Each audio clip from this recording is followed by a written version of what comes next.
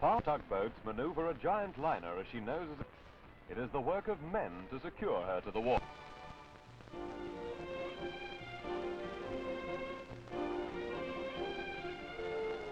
A filing clerk pulls out the bottom drawer of a filing cabinet. Postman, with his load of mail, bends down to a suburban letterbox.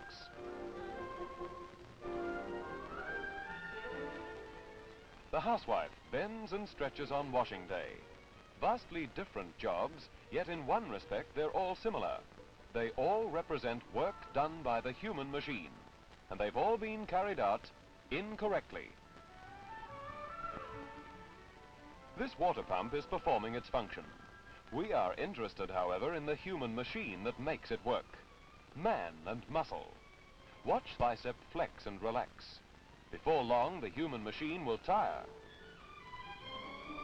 But with the pump placed at floor level and with an extended handle, the operator can use the weight of his body to replace the tiring muscle action. A man's arm weighs 10 pounds or more. Seated low in this manner, raising the arm hundreds of times a day places a heavy strain on the neck, shoulder and arm muscles. With a seat at a convenient height, the arm action is more relaxed and fatigue reduced. This girl presses a button hundreds of times a day with her thumb. Result? Pain and poor performance. Redesigned like this, the whole hand does the job.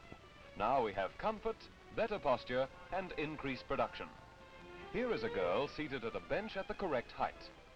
Her feet are supported, her work arranged conveniently before her.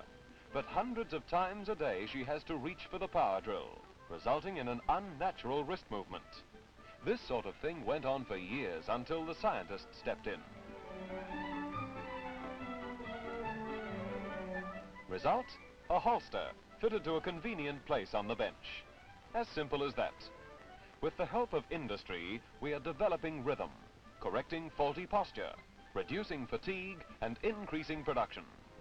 There are many times when the human machine has to work on its own, when it is in fact the prime mover, alone supplying the energy to push, pull or lift. But it is ill-equipped to withstand abuse. The man who lifts heavy loads the wrong way pays a high price. Too much reliance on muscle, not enough attention to method. Muscle method matters. Here is a factory with clear, clean floors, workers with gloves and safety boots. You'd think there's little risk of accident here. And yet look at the back bending and body twisting that's going on. Every one of these men is doing something in a way that could result in severe injury. Each of them is taking an unnecessary risk. You can do something about it yourself. Workers can avoid strain injuries while carrying out manual handling work.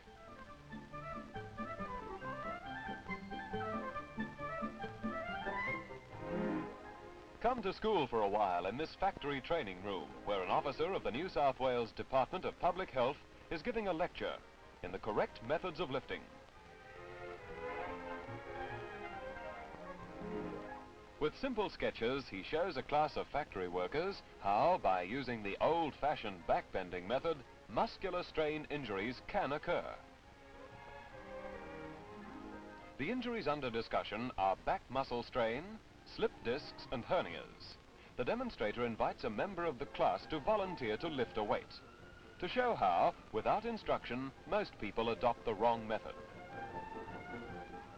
The weight of the load is all taken on the back muscles. When you add to this load the weight of the upper part of a man's body, about 100 weight in a 12-stone man, the possibility of injury is very real.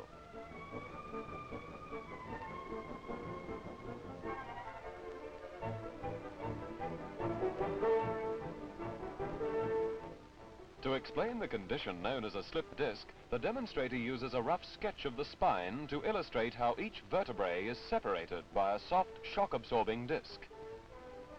When a body bends forward, there is uneven pressure on the intervertebral discs, and one or more can be dislodged, especially when incorrect lifting methods are used.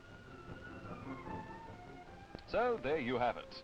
These three types of injury are responsible for a substantial proportion of industrial strain troubles. Here is the right way, the basic rules for lifting. First, feet apart each side of the load, bend at the knees, take a firm grip. Lift your head and lock your spine. Face the way you're going and lift with the legs. Carry the load against the thighs and with the arms extended. Now watch this method followed by a man who's been taught to use it.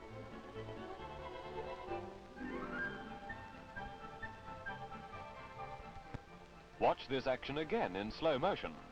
His feet are positioned so that the pull of gravity acting on his body is between his feet. Notice that the load is close inside his feet. His back, though slightly inclined, is straight.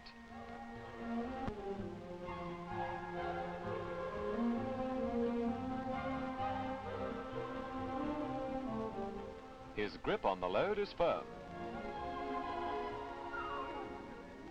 And his head raised, looking in the direction of movement. Now watch his legs straighten as he lifts the load. There's no back strain whatever, and his abdomen is quite relaxed. Now see how he carries the load. His body weight is helping to keep it moving. A further advantage of having the load against the thigh is seen here. An upward movement of the leg lifts it onto the dock without muscle effort from the arms. Here is a man handling a 44-gallon drum of oil by the correct method. His feet are properly positioned to allow his body weight to push the drum onto its point of balance and again to help in lowering it to the floor. Watch this action carefully. You'll see that the end of the drum comes down between his feet. There is no strain on the back or the abdomen. The same principles apply when the drum is upended.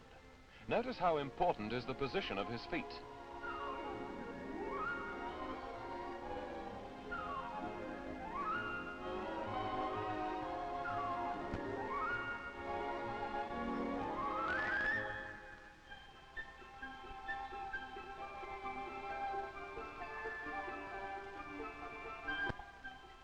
Now here's a man who's a candidate for trouble. He's working in a very confined space and his feet are together. See how he twists his body in one direction to reach the weight, and then in the opposite direction to put it down? The strain on his back muscles is considerable. But watch this. Open up the gap a bit by moving the truck 3 feet away from the bench. Now there's more room to move. Watch the demonstrator's legs. The weight is being transferred from one to the other in turn, and there's no twisting of the body involved. That business of placing the feet correctly is important in all circumstances. Here's a simple case in point. That man fell because he started to pull a truck with his feet too close together, like this. He was caught off balance. This is how he should have done it. The feet are placed for stability, and all the body weight is applied to pulling the truck, so that if it does start with a rush, you'll retain control of it.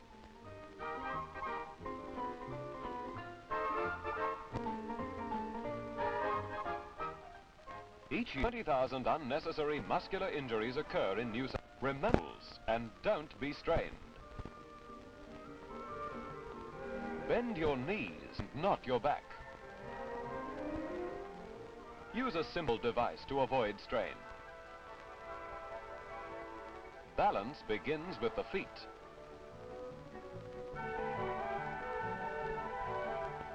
Lift right and stay upright. One final word. Know the weight you're about to lift. The human body should not be asked to lift more than a safe load. So as well as using your muscles correctly, think.